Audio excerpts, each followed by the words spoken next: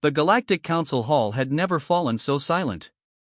On the central dais stood Dr. Leora Mendez, Earth's senior ambassador, poised, sharp-eyed, and tired. A woman worn down by a decade of political maneuvering, betrayals masked as treaties, and being the only human voice in a room where her kind was seen as both anomaly and asset. And now, she was here to end it. The holographic insignia of the Council shimmered above her, a glowing ring of 17 species, entwined in artificial harmony. Mendez looked up once, as if bidding it farewell, then placed her hand on the authorization pad. By unanimous decision of the Earth Assembly, she said, voice calm, unwavering, humanity withdraws from the Galactic Compact and all Council-affiliated systems. Effective immediately. The hall erupted. Gasps. Outrage. Shouted translations overlapping in 17 dialects. The Otherii delegates' tendrils flared red.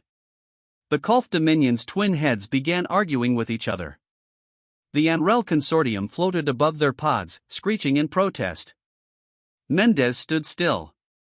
We have tolerated economic exploitation. Sanctions disguised as diplomacy. Relegation to border zones. The Council has treated Earth as a child, or worse, a resource to be mined. No more. We will not participate in your hierarchies of dominance any longer. Council Speaker Jorvax, a gelatinous veteran of 5 centuries of galactic politics, rose with a wet squelch. This is not your decision to make alone, Ambassador. The compact is binding. It was binding, Mendez interrupted, when it was mutual. But Earth remembers the poison trade deals. The Council's refusal to intervene when colonies were attacked. The secret vote to deny us defense aid. We see the game. And we decline to play. With a nod, she transmitted the dissolution orders across the Council-linked systems. Earth's embassies shuddered. Trade beacons darkened. Ships rerouted. In seconds, humanity became a sovereign galactic anomaly. The galaxy held its breath. In the days that followed, systems whispered. From the forests of the Telari homeworld to the mining belts of the Urix, a question spread like static: did Earth just declare war? But Earth made no threats. Instead, it went silent, calm, composed, untouchable. Behind the quantum shields of Sol, humanity had been preparing for years. The withdrawal was not a tantrum, but the final move in a long, quiet game. Deep space outposts blinked online. Old Mars defense grids hummed to life. The Lunar Defense Orbital fired its first successful anti-warp beam test in decades. On Europa, scientists unlocked relic tech left from pre-Council civilizations. On Titan, engineers unveiled prototype ships with displacement drives faster than Council standards. Earth hadn't just caught up. It had leapfrogged. Meanwhile, the Council panicked. A closed-door emergency session convened, but arguments erupted between factions. The insectoid Creel demanded swift retaliation, a show of force. The aquatic Ciliari suggested appeasement. The Anrel wanted to freeze all Earth assets. And amid them all, the silent ones, the quiet, oppressed species watched.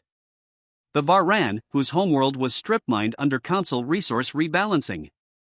The Zenari, banned from FTL research by outdated accords. The humans had dared to do what none of them could: walk away. The rebellion hadn't started. But the idea had. A week later, the Council sent a diplomatic fleet to Earth, 5 vessels armed with defensive countermeasures and a carefully worded ultimatum: rejoin, or face consequences. They never arrived. Somewhere past the Pluto exclusion line, the fleet vanished. Telemetry showed only a flash of light and silence. No wreckage. No debris. No response. Then came Earth's first message since the severance. Dr. Mendez's face appeared on every Council-aligned broadcast. The fleet you sent entered restricted human space. We disabled their vessels non-lethally. Their crews are safe and will be returned. This was not an act of aggression, it was a warning. She leaned in slightly, her gaze sharp. We do not seek war. But we are no longer afraid of it. The ripple became a wave. Small factions across the galaxy began forming new coalitions. The Zenari requested Earth's AI protocols. The Varan sought military training. Rebel colonies asked for diplomatic asylum under Earth's protection. Earth responded quietly, not with fleets, but advisors, schematics, and vision. A new alliance was forming. One the Council could not control. The final blow came when an inner council member, the Ursh Dominion, publicly questioned the Council's ethics. Their ambassador defected to Earth. Other cracks followed. Fear gripped the once mighty chamber. The Council had ruled for millennia by consensus and compliance. Humanity had severed ties and shown the galaxy it could be done. In a quiet chamber beneath Earth's surface, Dr. Mendez stood before a new display. Around her were emissaries from 10 different species, former enemies, cautious allies, hopeful revolutionaries. Behind them, a new emblem began to form, not a ring of dominance, but a web of equals. A voice spoke over the comms from the Andromeda Gate. Ambassador Mendez. First meeting of the Free Accord is ready to begin. She nodded. Let's give the galaxy something worth holding its breath for. The wormhole gate shimmered like a wound in space, a ribbon of glowing light stretched across the void between Earth and the Council's central corridor. For over 70 years, it had been humanity's primary artery into galactic politics, trade, and diplomacy. It was also, as Earth had recently discovered, a direct line for something far more sinister. Orbiting just outside the gate's event horizon, the Earth Alliance's dreadnought Sol Vigilant transmitted the final command codes. On the planet below, every major news network cut to emergency broadcast. A single line scrolled across the bottom of screens. Earth to sever Council link, 120 seconds to disconnection. In the command chamber of the Terran Assembly, President Rylanchen stood with clenched fists. Before him, advisors monitored a dozen screens, tracking real-time Council responses.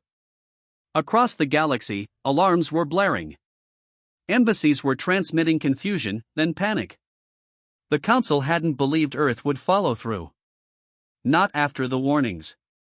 Not after the sanctions. But Earth wasn't bluffing. 2 months earlier, Mars Colony had discovered something hidden beneath the Martian crust, a subterranean lab, long dormant, of Council origin. Inside were human children altered, augmented, and studied like lab rats. They weren't missing persons. They were selected. Recruited through Earth Council educational exchange programs and then vanished into deep space research zones. And no one had asked permission. When the Terran Assembly confronted the Council, they received hollow apologies and bureaucratic misdirection. No justice. No accountability. Just layers of diplomatic sludge. So Earth made its choice. They shut the gate. The wormhole flared once, then collapsed inward, like a dying star, leaving only empty space in its wake. The Council's link to Earth had vanished. Not jammed. Not severed by accident.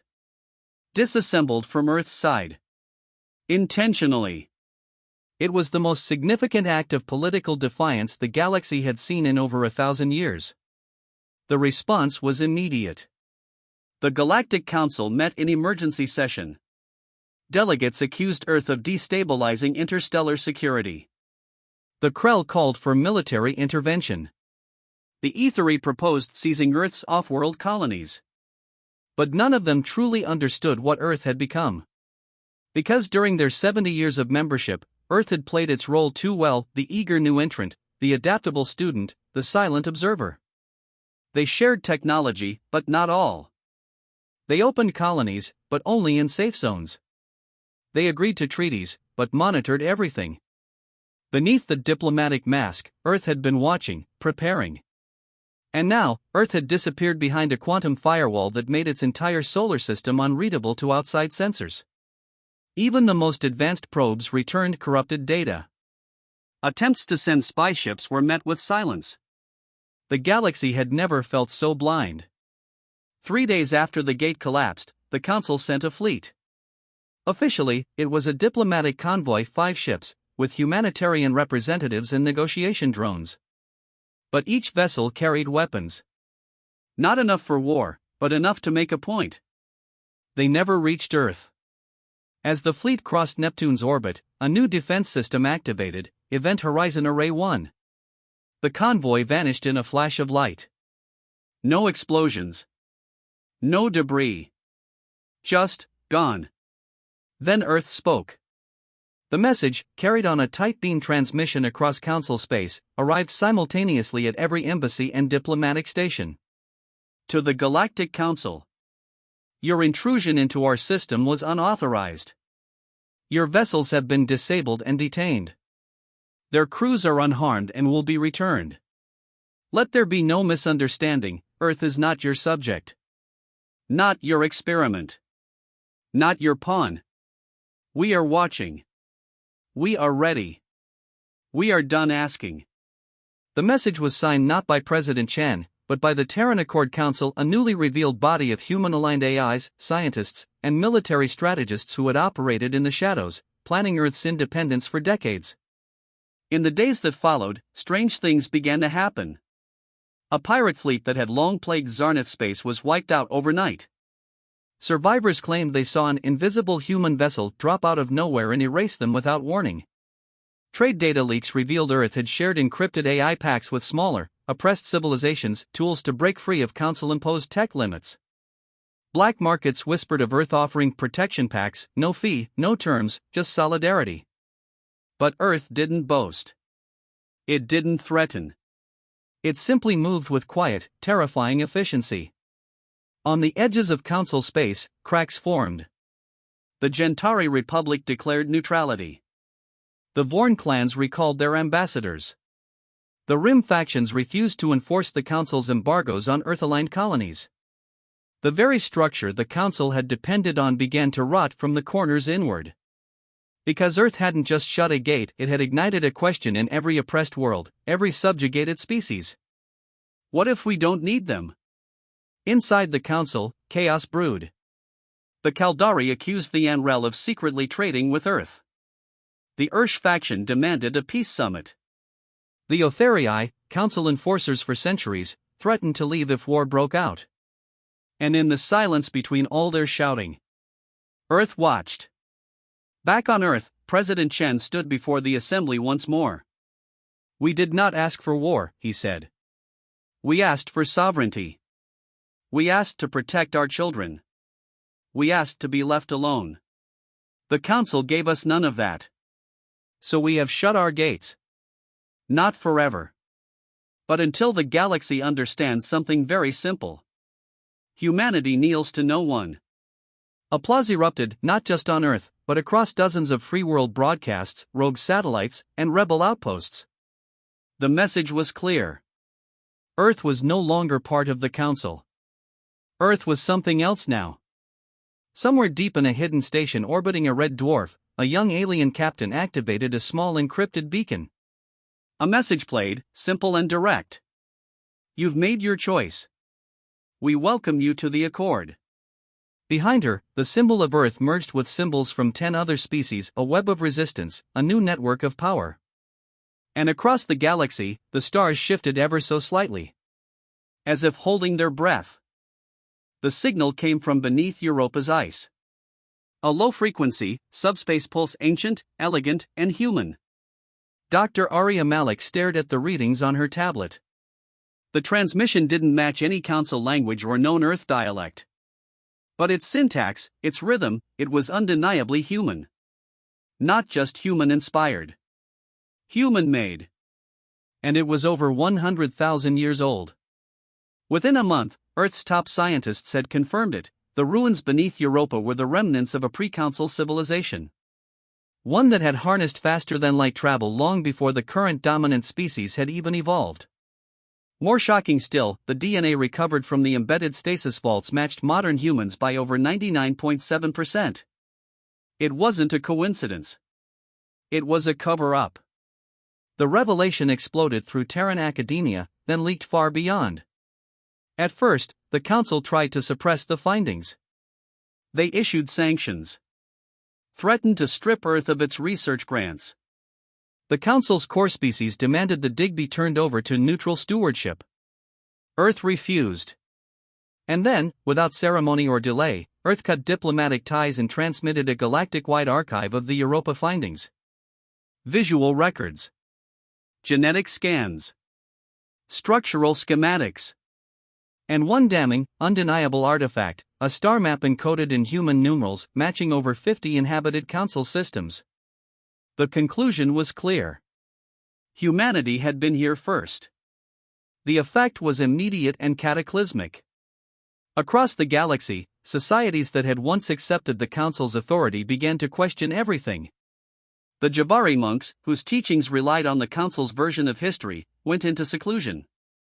The Nakari broke centuries of silence and opened ancient temples, searching for signs of this first people. The Varani burned Council flags in their streets. And the humans? They simply watched. The Council, built on the myth of shared progress, had no answer.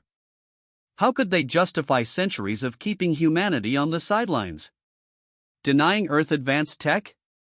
Restricting its military capabilities? Banning AI research while secretly using human-born protocols? They couldn't. Because they had always known. Whispers became movements. Movements became riots. And Earth, now free from Council constraints, began doing what it had always done best. Sharing knowledge. Declassified AI cores were offered to suppressed species. Quantum entanglement tech was released to Outer Rim colonies. Genetic repair kits, once hoarded by the Council, were distributed for free. But it wasn't charity. It was liberation. Earth wasn't trying to conquer the galaxy. It was trying to wake it up. The Council called it information warfare, cultural contamination, even terrorism. But every time they tried to spin it, the truth pushed back harder. Because Earth wasn't spreading lies, it was uncovering them. They published ancient logs from extinct species whose final entries described betrayal at the hands of Council founders. They unearthed the orbital wreckage of a civilization erased from all galactic records, its people genetically similar to humans. Earth wasn't just revealing the past. It was rewriting it. Then came the spark. On the world of Kathera, a peaceful protest by students calling for historical justice was met with Council enforcement drones. Hundreds were killed in the square. The broadcast spread in real time, and at the edge of the footage, a single Terran observer could be seen unarmed, hands raised, tears in his eyes. The next day, Kathera declared independence and pledged allegiance to the Earth Accord. Over a dozen fringe worlds followed. In the Council chambers, Speaker Lurvac slammed a metallic fist onto the table. This is not rebellion, it's heresy. Earth seeks to undo order itself. But not even all Council members agreed anymore. The Ursh delegation quietly walked out. The Zenari demanded a full audit of historical archives. The Telari simply disappeared. And back on Earth, a new symbol rose. Not a flag. A network and open-source framework of free systems, bound not by race or species, but by choice. The Accord. President Amina Okoye of Earth spoke before the new Accord Assembly. We are not here to conquer. We are not here to rule. We are here to remember. To rebuild what was stolen from all of us. She paused, looking around the room, representatives from over 20 species seated beside humans as equals. History was used as a weapon. Now it is our shield. The Council attempted one last gambit, a full embargo. Trade, energy, even wormhole access. But it was too late. Earth no longer needed the Council's networks. It had built its own. And more terrifying to the old guard, others had joined. Former Council engineers. Rogue diplomats. Disillusioned AI clusters. Refugee fleets. They brought skills, secrets, and fury. The Second Galactic Schism began not with a war, but with a broadcast. A message streamed simultaneously to every system in the galaxy. The Council was built on silence. We are the voice that breaks it. We do not ask for permission. We claim what was always ours: truth, freedom, and the stars. And at the end of the message, the symbol appeared again, a spiral of stars, with Earth at its heart. Somewhere far beyond the rim, an ancient machine stirs. It had waited in the dark for millennia, its programming locked behind a code only humans could access. Now, with Earth's reawakening, the signal has reached it. The machine's eye flickers to life. And the galaxy, still holding its breath, prepares for what comes next.